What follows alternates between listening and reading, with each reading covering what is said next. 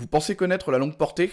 Oubliez 2 secondes les linerés modernes et les amplis à découpage, aujourd'hui on remonte le temps. On retourne à une époque où le son se mesurait pas en kilowatts, mais en kilos de bois et en rendement pur. Je vous présente le Zénith d'Atelier 33, un système français qui a fait trembler les années 80, capable de projeter le son sur des kilomètres avec une efficacité qui ferait pâlir bien des enceintes modernes.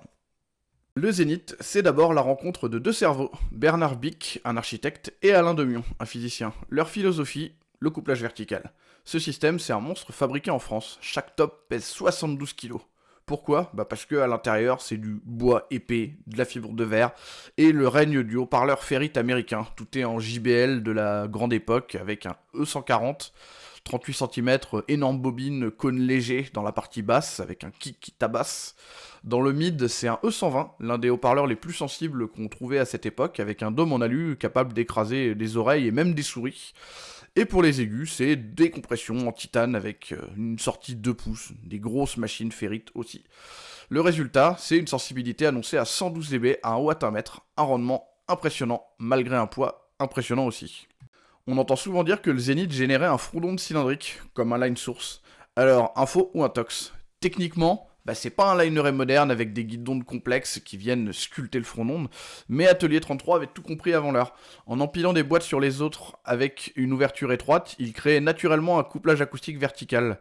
Concrètement, les haut-parleurs s'additionnent pour former un espèce de haut-parleur très long et très fin qui envoie le son vers le public au lieu de l'envoyer dans les airs et dans le sol. C'est ce qui donnait cette portée légendaire au système, on venait concentrer l'énergie grâce au couplage. Mon avis, c'est un pur système pavillonné, avec un son et une technologie qu'on a un petit peu perdu. Ça descend bien, mais il faudra quand même une section sub avec pour avoir une écoute complète.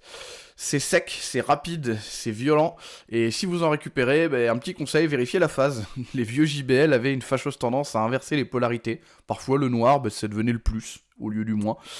Et contrôlez les haut-parleurs car ça a tendance à casser du transducteur. Sur les versions basses, il a existé une deuxième version avec des trous dans la gorge du grave pour soulager un petit peu les haut-parleurs. Je vous mets une photo. Le Zénith, c'est avant tout un morceau d'histoire. La preuve qu'avec une conception ingénieuse et des composants d'exception, on pouvait défier la physique même dans les années 80. Dites-moi en commentaire si vous avez déjà pris une claque sonore devant un système Atelier 33 et abonnez-vous pour plus d'archéologie avec ce genre de vieux système.